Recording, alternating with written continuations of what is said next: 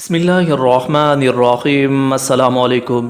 ہجرت مدینہ کے بعد ایک ہی حج ہے جو نبی مکرم صلی اللہ علیہ وبارک وسلم نے فتح مکہ کے بعد ادا فرمایا۔ یہی آپ کا آخری حج بھی تھا جس میں آپ نے فریضہ نبوت کی ادائیگی، تبلیغ اسلام اور خدا کا پیغام خلق خدا تک پہنچا دینے کی گواہی میدان عرفات میں مجمع عام سے لی، اور اس گواہی پر پھر خود اللہ تبارک و تعالیٰ کو بھی گواہ بنایا۔ واقعہ یہ ہے کہ رسول اللہ صلی اللہ علیہ وبارک وسلم مدینہ آ کر رہے تو 9 سال تک آپ نے کوئی بھی حج ادا نہیں فرمایا۔ پھر ہجرت کے 10ویں سال آپ نے عام اعلان کرایا کہ اس سال آپ حج کے لیے تشریف لے جائیں گے۔ یہ اطلاع پاتے ہی بہت بڑی تعداد میں لوگ مدینہ آ کر جمع ہونے لگے۔ ہر ایک کی ایک ہی آرزو تھی، وہ اس مبارک سفر میں آپ صلی اللہ علیہ وبارک وسلم کے ہمراہ جائے اور آپ کی پیروی کرے اور وہی کچھ کرے جو آپ کو کرتا ہوا دیکھے۔ آخر کار مدینہ سے روانہ ہونے کا وہ مبارک وقت آیا۔ یہ مبارک قافلہ نبی مکرم صلی اللہ علیہ وبارک وسلم کی قیادت میں مدینہ سے روانہ ہو کر ذوالحلیفہ کے مقام پر پہنچا۔ اس دن قافلے نے اسی ہی مقام پر قیام کیا۔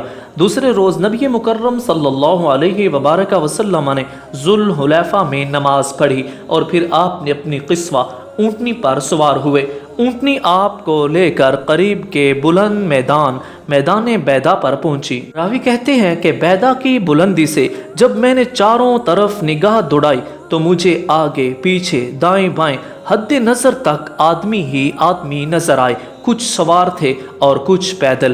خدا کے رسول صلی اللہ علیہ وبارک وسلم ہمارے درمیان میں تھے اور آپ پر قرآن نازل ہوتا تھا۔ آپ قرآن کے مفہوم اور مطلب کو خوب سمجھتے، لہٰذا حکم خداوند کے تحت آپ جو کچھ بھی کرتے تھے ہم لوگ بھی وہی کرتے۔ یہاں پہنچ کر آپ نے بلند آواز سے توحید کا تلبیہ پڑھا، لبیک اللہم لبیک لبیک لا شریک لک لبیک ان الحمد والنعمت لک والملک لا شریک لک۔ میں حاضر ہوں میرے اللہ، میں حاضر ہوں، میں حاضر ہوں، تیرا کوئی شریک نہیں، میں حاضر ہوں، یقیناً ساری تعریف تیرے ہی لیے ہے، سارے احسانات تیرے ہی ہیں اور بادشاہی سراسر تیری ہی ہے، تیرا کوئی شریک نہیں۔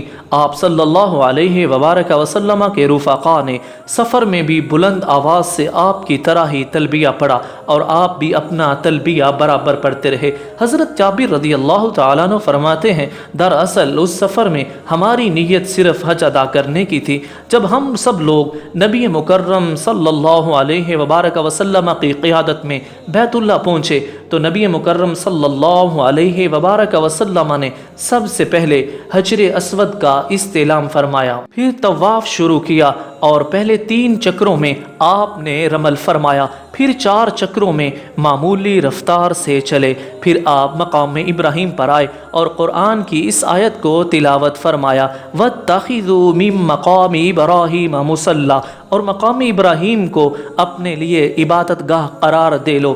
پھر آپ صلی اللہ علیہ وبارک وسلم اسی طرح کھڑے ہوئے کہ مقام ابراہیم آپ کے اور بیت اللہ کے درمیان تھا۔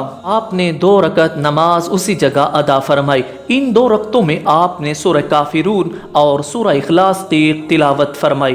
پھر آپ صلی اللہ علیہ وبارک وسلم حجر اسود کے پاس لوٹ کر آئے، حجر اسود کا استعلام کیا، پھر ایک دروازے سے صفا کی طرف چلے۔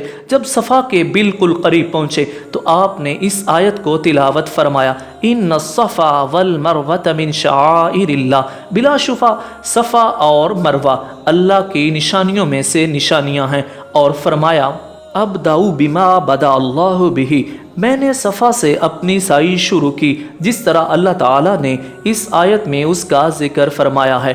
پس آپ صلی اللہ علیہ وبارک وسلم پہلے صفا پر آئے اور صفا پر اتنے اونچے تک چڑھے کہ بیت اللہ آپ کو صاف نظر آنے لگا اور آپ قبلے کی طرف رخ کر کے کھڑے ہو گئے۔ پھر آپ صلی اللہ علیہ وبارک وسلم نے توحید اور تکبیر میں مصروف ہو گئے اور آپ نے پڑھا، لا الہ الا اللہ وحدہ لا شریک لہ لہ الملک ولہ الحمد وہو علی کل شیء قدیر۔ لا الہ الا اللہ وحدہ انجز وعدہ ونصر عبدہ وہزم الاحزاب وحدہ، خدا کے سوا کوئی معبود نہیں، وہ یکتا ہے، اس کا کوئی شریک نہیں، اقتدار اسی کا حق ہے، حمد و شکر کا وہی مستحق ہے، اور وہ ہر چیز پر پوری طرح قادر ہے۔ اللہ کے سوا کوئی معبود نہیں، وہ یکتا ہے، اس نے اپنا وعدہ پورا کر دکھایا اور اپنے بندے کی مدد کی، اس نے تنہا تمام کافر گروہوں کو شکست دی۔ 3 بار آپ صلی اللہ علیہ وبارک وسلم نے یہ کلمات دہرائے، ان کی درمیان دعا بھی مانگی، پھر آپ صلی اللہ علیہ وبارک وسلم صفا سے نیچے آئے اور مروہ کی طرف چلے، اور مروہ پر بھی وہی کچھ کیا جو صفا پر کیا تھا، یہاں تک کہ آپ آخری چکر پورا کر کے مروہ پر پہنچے تو آپ صلی اللہ علیہ وبارک وسلم نے اپنے رفقائے سفر سے خطاب فرمایا۔ آپ صلی اللہ علیہ وبارک وسلم اوپر مروہ پر تھے اور ساتھی نیچے نشیب میں تھے۔ آپ نے فرمایا، اگر مجھے اس بات کا احساس ہو جاتا جس کا احساس بعد میں ہوا تو میں ہدی کا جانور ساتھ نہ لاتا، اور اس طواف و سعی کے عمرے کی سعی و طواف قرار دے کر اس کو عمرہ بنا لیتا اور احرام کھول دیتا۔ البتہ تم میں سے جو لوگ ہدی کا جانور ساتھ نہ لائے ہوں وہ اس طواف اور سعی کو عمرہ کا طواف قرار دے کر اپنی ہدی یعنی قربانی کو حلال کر سکتے ہیں۔ یہ سن کر سراقہ بن مالک کھڑے ہوئے اور پوچھا، یا رسول اللہ صلی اللہ علیہ وبارک وسلم، یہ حکم اسی سال کے لیے ہے یا یہ اب ہمیشہ کے لیے ہے؟ نبی مکرم صلی اللہ علیہ وبارک وسلم نے ایک ہاتھ کی انگلیاں دوسرے ہاتھ کی انگلیوں میں اچھی طرح ڈالیں اور فرمایا، عمرہ اور حج اس طرح ایک دوسرے میں داخل ہیں، اور یہ صرف اسی سال کے لیے نہیں بلکہ یہ حکم ہمیشہ ہمیشہ کے لیے ہے۔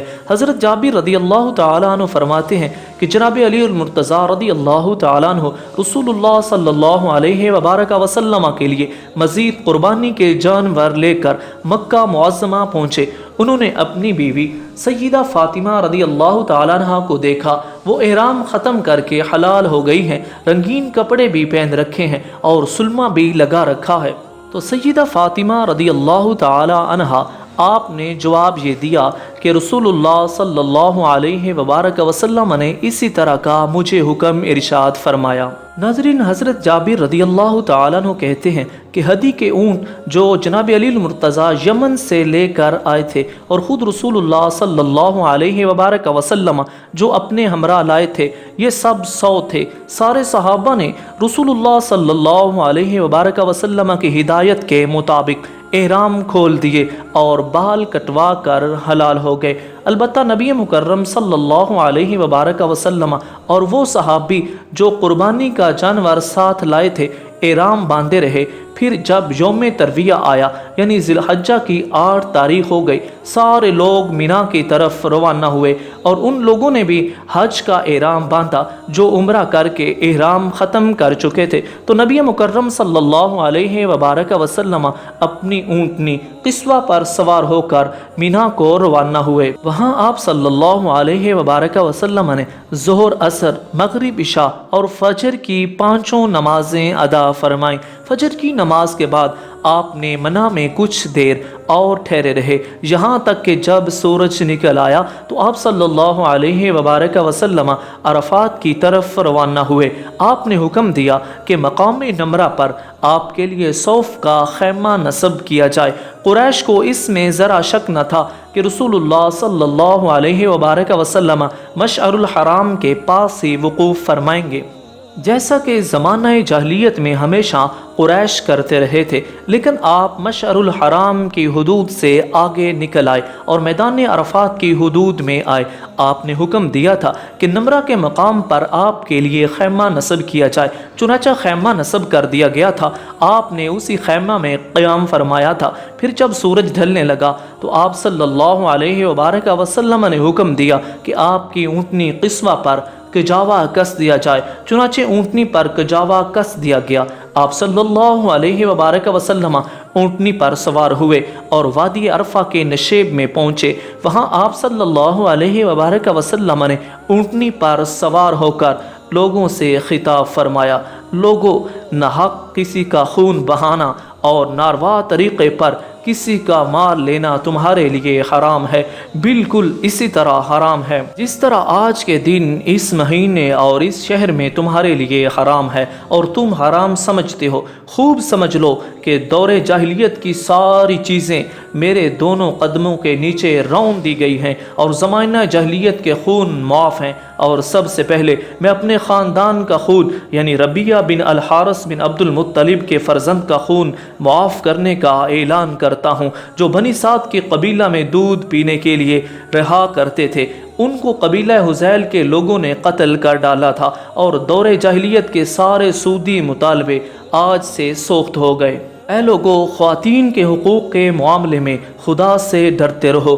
تم نے ان کو اللہ کی امانت کے طور پر اپنے نکاح میں لیا ہے، ان سے لذت اندوزی اللہ کے کلمہ اور قانون کے ذریعے تمہارے لیے حلال ہوئی ہے۔ تمہارا ان پر خاص حق یہ ہے کہ جس شخص کا تمہیں اپنے گھر میں آنا ناپسند ہو ان کو تمہارے بستر پر بیٹھنے کا موقع نہ دیں، اور اگر وہ یہ خطا کر بیٹھیں تو تنبیہ کے لیے تم ان کو معمولی سزا دے سکتے ہو، اور ان کا خاص حق تم پر یہ ہے کہ تم اپنی حیثیت اور وسعت کے مطابق کشادہ دلی سے ان کے لباس اور کھانے پینے کا اہتمام کرو۔ اور میں تمہارے درمیان وہ سر چشمہ ہدایت چھوڑ کر جا رہا ہوں، اگر تم اسے مضبوطی سے پکڑے رہو اور اس کی رہنمائی میں چلتے رہو تو کبھی تم راہ حق سے نہیں بھٹکو گے۔ یہ سر چشمہ ہدایت ہے، اللہ کی کتاب ہے، اور قیامت کے روز اللہ تبارک و تعالی تم سے میرے بارے میں دریافت فرمائے گا، میں نے خدا کا پیغام تم لوگوں تک پہنچا دیا یا نہیں؟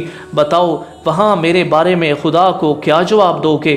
حاضرین نے یک زبان ہو کر کہا، ہم گواہی دیتے ہیں کہ آپ نے تبلیغ کا حق ادا کر دیا ہے، آپ نے سب کچھ پہنچا دیا ہے۔ اس پر آپ صلی اللہ علیہ وبارک وسلم نے اپنی شہادت کی انگلی آسمان کی طرف اٹھائی، پھر لوگوں کی طرف اس سے اشارہ کرتے ہوئے اور جھکاتے ہوئے 3 بار کہا، اے اللہ تو بھی گواہ رہے، اے اللہ تو بھی گواہ رہے، اے اللہ تو بھی گواہ رہے، میں نے تیرا پیام اور تیرے احکام تیرے بندوں تک پہنچا دیے اور تیرے یہ بندے گواہ ہیں، میں تبلیغ کا حق ادا کر دیا۔ پھر حضرت بلال رضی اللہ تعالی عنہ نے اذان دی اور اقامت کہی، آپ نے زور کی نماز پڑھائی۔ ظہر اور عصر کی نمازیں ایک ساتھ پڑھنے کے بعد آپ صلی اللہ علیہ وبارک وسلم اسی مقام پر آئے جہاں وقوف کیا تھا۔ پھر آپ نے میدان عرفات میں مغرب اور عشاء کو جمع فرمایا۔